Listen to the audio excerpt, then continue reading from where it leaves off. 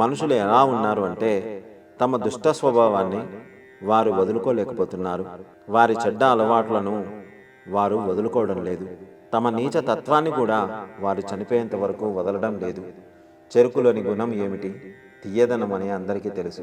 చెరుకు ఎప్పుడూ కూడా తనలో ఉన్న తీయదనాన్ని ఎలా వదలదో, అలాగే మామిడిలోని గుణం ఏమిటి? పులుపు. దాన్ని కూడా అది ఎప్పుడూ వదలదు. అలాగే చెడ్డ మనుషులు కూడా తమ అలవాట్లను వదలలేరు.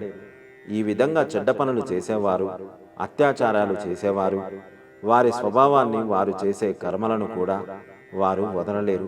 అలాగే ఆ వృక్షం అంత విశాలంగా తయారైంది, అప్పుడు కూడా అది దాని స్వభావాన్ని వదలలేదు. ఏ రోజు పక్షులకు తను ఆశ్రయం ఇచ్చేది కాదు, గూడు కట్టుకొనిచ్చేది కాదు. పరమేశ్వరుడు ఈ ముల్లోకాలకు దేవుడు. ఆయన అన్నీ చూస్తూనే ఉంటాడు. వసంత ఋతువు రానే వచ్చింది.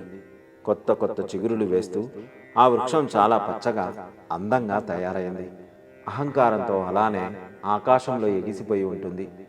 ఆ పూర్తి అడవిలోనే ఆ వృక్షం కన్నా అందమైన వృక్షం మరొకటి లేదు. ఎందుకంటే